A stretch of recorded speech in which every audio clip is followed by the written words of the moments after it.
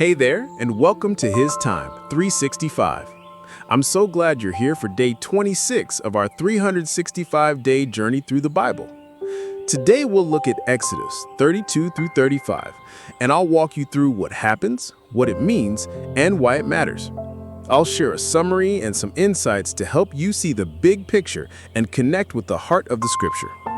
During your quiet time, I encourage you to read today's lesson in a Bible translation that speaks to you best. Now grab a quiet moment, take a deep breath, and let's spend a few minutes giving God His time. The Golden Calf and God's Covenant, a call to faithfulness. Imagine a world where trust is put to the ultimate test. The Israelites, fresh from their miraculous escape from Egypt, are about to learn a hard lesson about faithfulness and the consequences of turning away from God. In Exodus chapters 32 to 35, we find ourselves in a pivotal moment for the people of Israel.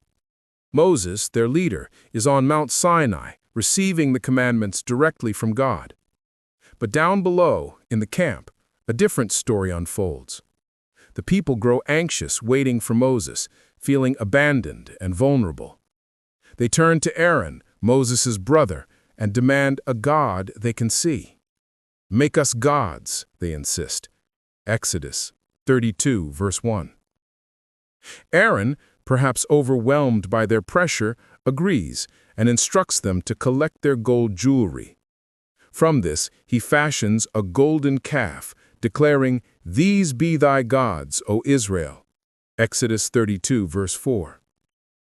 In a moment of desperation, the Israelites revert to their old ways, engaging in revelry and worshiping this idol. They forget the very God who delivered them from slavery, choosing instead a tangible symbol that could never compare to the living God. Meanwhile, God sees the chaos from the mountain and tells Moses what is happening. He is angry, ready to consume the people for their unfaithfulness. But Moses intercedes, pleading for mercy. He reminds God of the promises made to Abraham, Isaac, and Jacob, and God relents. The Lord repented of the evil which he thought to do unto his people. Exodus 32, verse 14.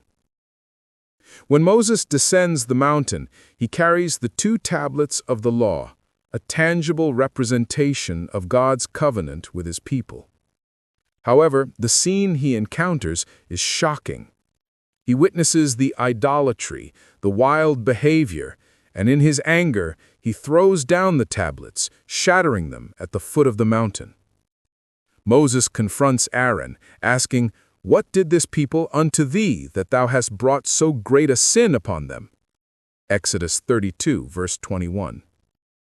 Aaron tries to deflect blame, claiming the people forced him to do so.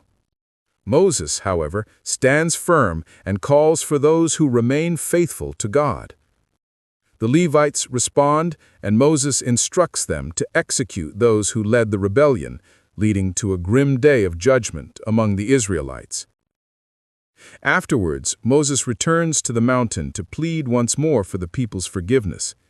He asks God to forgive their sin, or else blot me, I pray thee, out of thy book which thou hast written.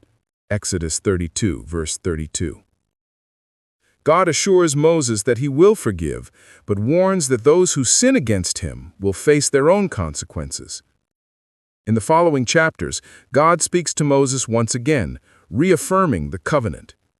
He provides detailed instructions for the construction of the tabernacle, a sacred space where he would dwell among his people. "Let them make me a sanctuary, that I may dwell among them." Exodus 25, verse 8. This is a profound moment, as it shows that despite their failures, God desires a relationship with his people. God also provides further laws and instructions, emphasizing the importance of maintaining a holy community. He reminds the Israelites to remember the Sabbath, a day set apart for rest and worship. This command is vital, not just for spiritual health, but also for mental and emotional well-being. As we wrap up this summary, remember that God's faithfulness remains despite our failings. His desire is for us to return to Him, to seek forgiveness, and to build a relationship with Him. In moments of doubt, remember that God desires to dwell among us. What can we learn from the Israelites' impatience in waiting for Moses? How does the concept of idolatry manifest in our lives today? In what ways can we ensure that we focus on our relationship with God amidst distractions? How can we apply the importance of the Sabbath in our modern lives? Thanks so much for joining me today for HisTime365.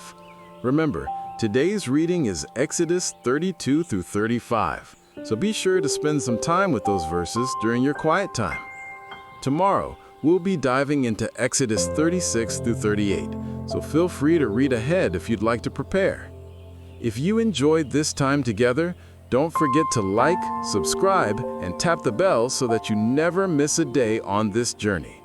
I'll see you back right here tomorrow for day 27. Until then, stay encouraged, and thank you for giving God His time today.